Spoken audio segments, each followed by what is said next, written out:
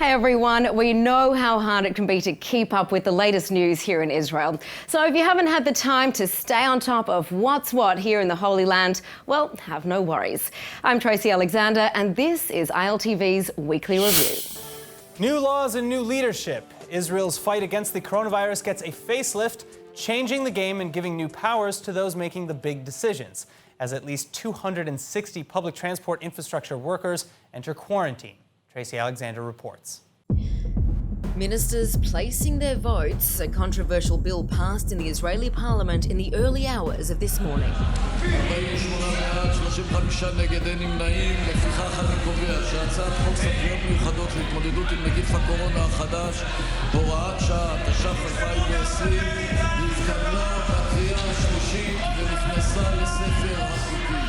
The so-called Great Coronavirus Law will come into effect August 10th, reducing parliamentary oversight power.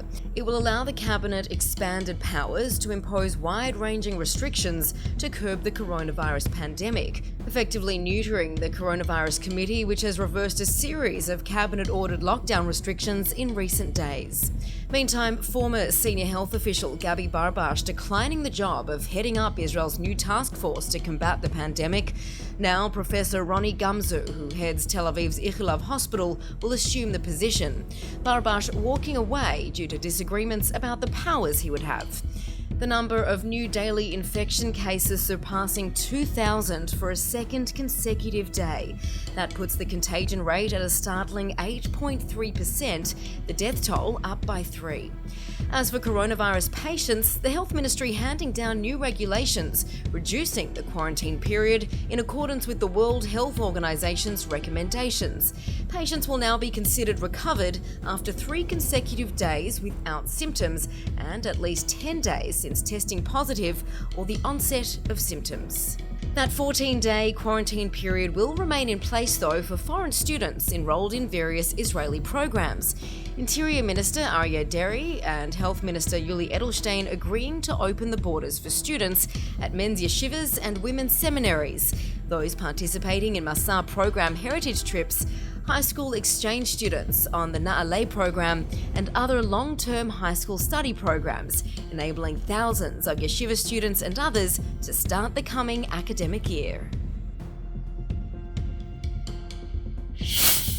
Analysts are divided on whether more money, more problems actually applies in this case, as the government approves adding another $140 million to the coronavirus aid package announced by the Prime Minister last week.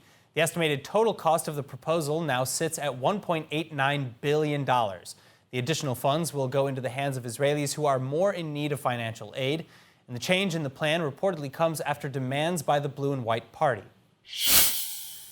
Following lockstep with the nurses' union, the Union of Israeli Social Workers have now ended another long-term dispute with the finance ministry. And the agreement puts an end to a 17-day-long strike. The new deal outlines better employment conditions and a host of financial budget details, including 200 million shekels minimum for pay raises come July 2021, and 70 million shekels for protection programs and bonuses. Both the finance ministry and the nurses' union heads hailing the agreement as a major and historic victory. All right, now with demonstrations continuing, a difficult question arises amidst the coronavirus's spread. At what point should the right to protest be reduced or the method of protests controlled?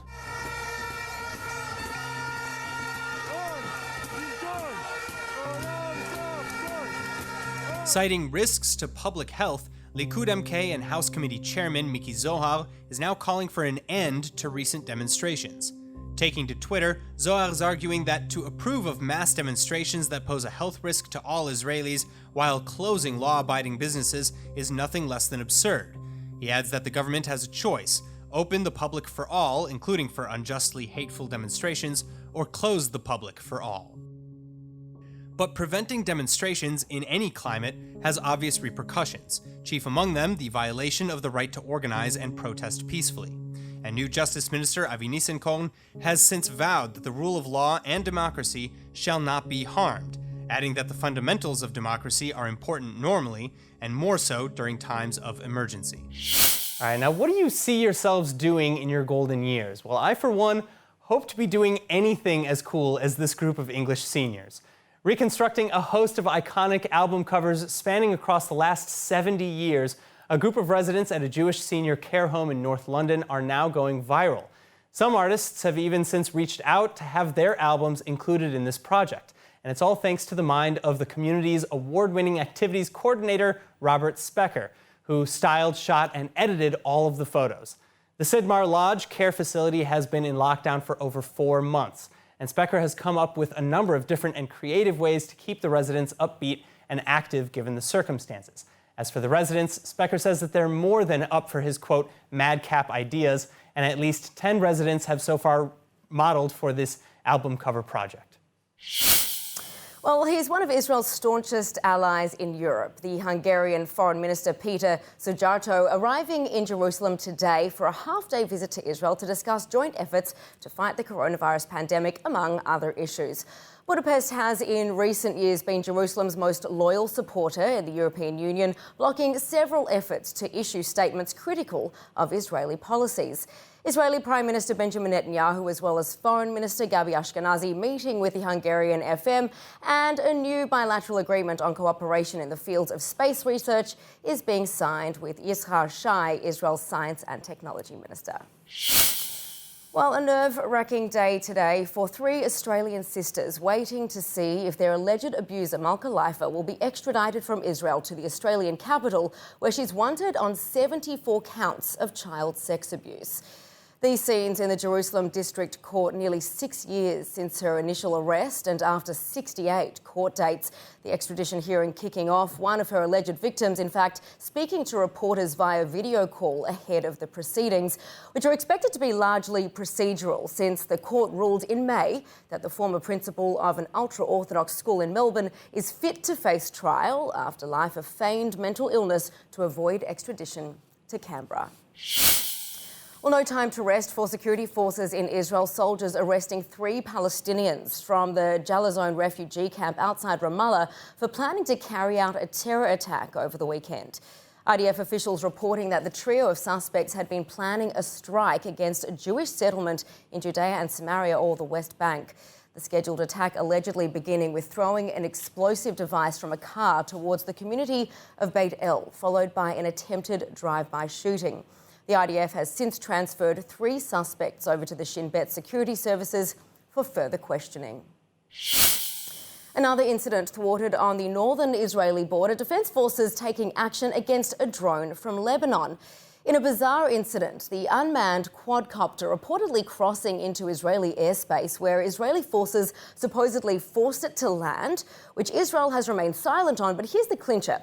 Lebanese media say the drone was being used to film an orchestral music video for Iranian terror proxy in Lebanon, Hezbollah. Have a look at what's been released.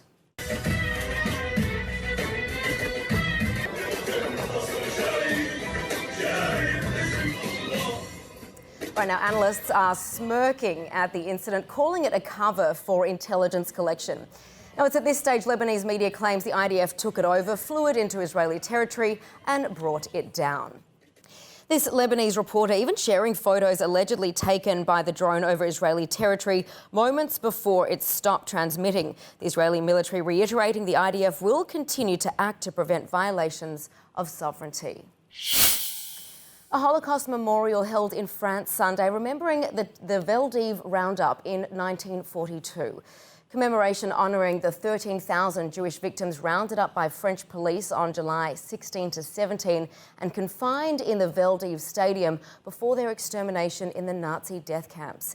France's Veterans Minister and the Paris Mayor taking part in a wreath-laying ceremony to pay respect to those killed in one of the most shameful acts undertaken by the country's wartime government. Towards the end of the deportations, over 3,000 babies and children were left alone in the camps. Now, these children were reported alone among adult strangers in sealed railway wagons to Auschwitz, where they too were murdered. Israel's Yad Vashem Holocaust Museum creating an online exhibition following the destinies of 3 families living in Paris during the infamous event. Take a look.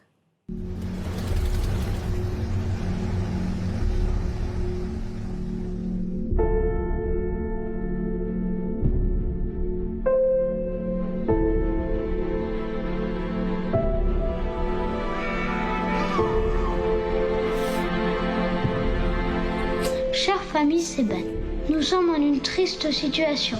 Maman, Madame Varsky sont envoyées dans une destination inconnue.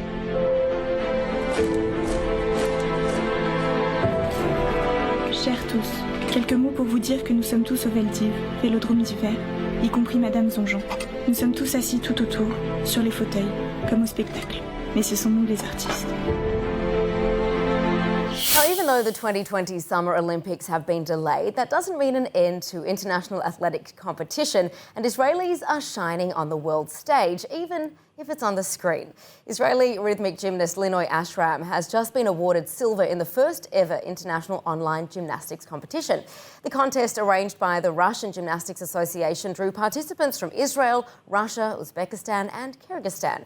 The 21-year-old Israeli competing with a ball routine. Now, she's considered Israel's top candidate for Olympic victories at the now 2021 Olympic Summer Games in Tokyo. And she's used to victory, having won several other gold, silver and bronze medals at previous world competitions. Well, you might want to be sitting down for this next one. Visiting Israel isn't going to be possible for foreigners until at least the beginning of September. In a disappointing blow for both the local tourism industry and those wishing to explore the Holy Land, Israel's Airports Authority announcing that the restrictions will be extended due to the coronavirus pandemic and surging infection numbers. Only returning Israeli citizens or those who obtain special permission from the popular Immigration and Border Authority can enter the country, and of course, they'll have to enter self-quarantine for 2 weeks. Well, moving on now, a Palestinian teenager has been sentenced to life in prison for the murder of Israeli-American Ari Fuld. Now, Ari was killed in 2018 in a stabbing terror attack at the Gush Etzion junction in Judea and Samaria. The Judea military court also ordering 17-year-old Khalil Jabaran to pay an unspecified sum to Fuld's family as compensation. Jabaran stabbed the father of 4 multiple times in the back and neck as he was standing outside a supermarket. After he was stabbed, Fuld pursued and shot his assailant, who was attempting to attack a shop employee, possibly saving her life. He then collapsed and was rushed to hospital but succumbed to his wounds. His wife Miriam with this. הגיבור שלנו היום זה ארי. ארי באמת למד להגן על ארץ ישראל, על עם ישראל, ברשתות החברתיות, במילואים, פיזית, מילולית, בהסברה. ואנחנו מצפים באמת פה שבית המשפט תגן גם על ארי, כמו שהוא אהב כל כך את ארץ ישראל, שתגן עליו. אנחנו מצפים פה למאסר עולם לא פחות, עונש ראוי למעשה כל כך נתעב. Between fires, explosions, leaks and a pandemic, Iran has its hands full. And reports of the latest incident, one of many being blamed on Israel, coming from Syria. Explosions in several locations in Syria overnight, and once again the finger is pointing at Israel. A Syrian monitoring group saying at least 6 Israeli missiles were fired at Syrian regime forces and pro-Iranian militias near Damascus, injuring 7 troops. The Observatory for Human Rights chief adding that Syrian air defenses did not intercept a single target. This is the first airstrike allegedly launched in Syria since June, when 9 Iran-backed fighters were killed. Meantime, in Iran, the mysterious string of fires, explosions, and other such supposed accidents is continuing. The latest incidents, a massive factory fire in the northern Tabriz, and a transformer explosion at a power station in central Iran's Isfahan. These the latest in a string of at least 15 fires or explosions or leaks at sensitive Iranian sites in less than a month, several being blamed on alleged Israeli and American sabotage. Iran, for its part, launching a campaign to show strength and change the narrative, highlighting recent fires across the United States in an attempt to demonstrate some sort of link. And on Monday, executing the former Iranian translator Mahmoud Mousavi Majid, who'd been convicted of spying on Iranian forces for the US and Israel. Majid was arrested in October 2018 for allegedly passing on information about the Iranian Revolutionary Guard Corps. He was also accused of helping to locate a top Iranian general who was killed later in a US drone strike. Israel's security agency, the Shin Bet, has thwarted a major terror plot in Judea and Samaria, or the West Bank. 10 operatives have been arrested over a plan to attack Israelis and kidnap a soldier in an effort to force the release of terrorists held in Israeli prisons. A cell from the Popular Front for the Liberation of Palestine group was reportedly trained in part by the Syrian army and the plot backed by Iran and Lebanon's Hezbollah terrorist group. It was reportedly operating under the guise of a civilian welfare organisation. An incredible recovery by Israeli authorities retrieving a rare ancient baptismal font in the West Bank that had been stolen from an archaeological site near Bethlehem some 20 years ago.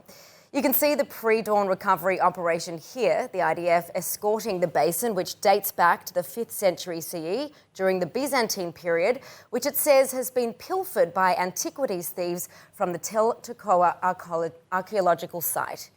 Palestinian officials are calling the Israeli operation an act of theft.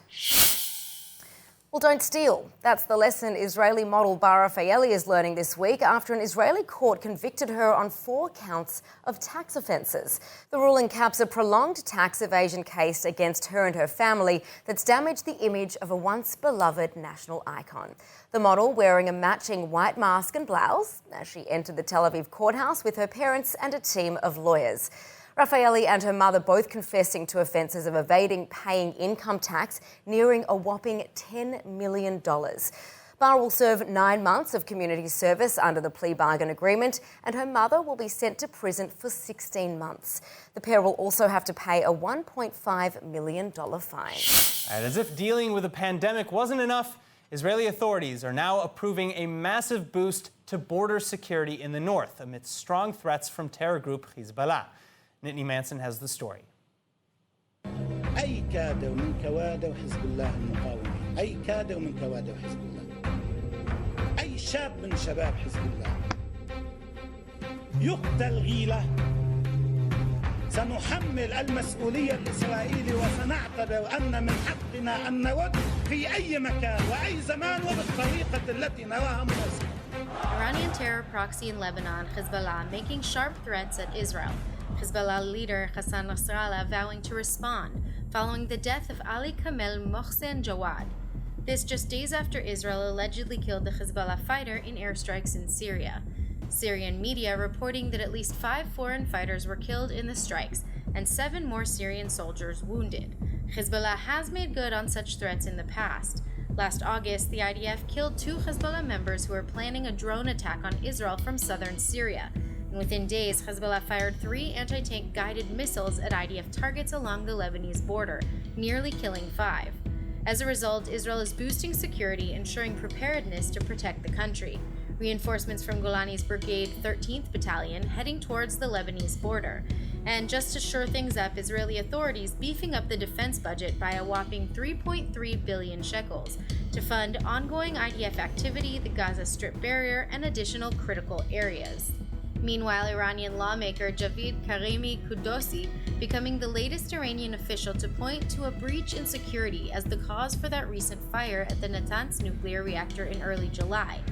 The fires, one in a string of serious incidents at sensitive sites across the Islamic country. Fires, explosions, chemical leaks, power outages, and more. Several of those being blamed on Israeli or American sabotage.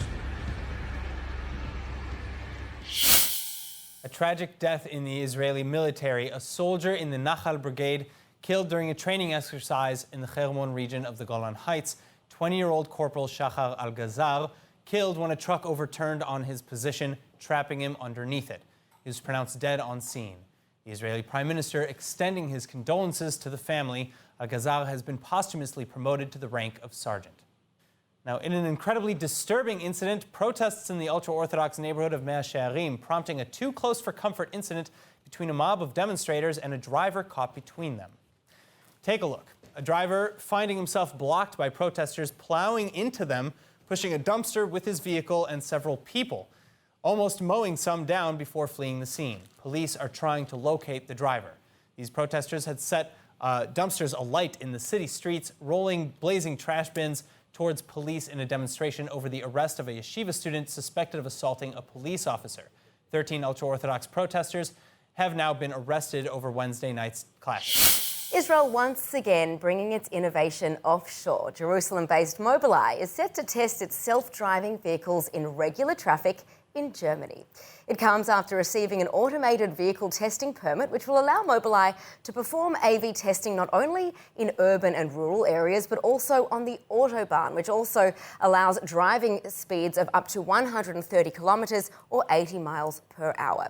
Mobileye is also set to roll out its robo-taxi shuttle fleet this year in Paris and Tel Aviv and begin tests on them in Japan and Taiwan next year. Now, it's a fully self-driving, ride-hailing and ride-sharing mobility service, and Mobileye plans to launch it in 2023. That's it for ILTV's weekly review. See you next week.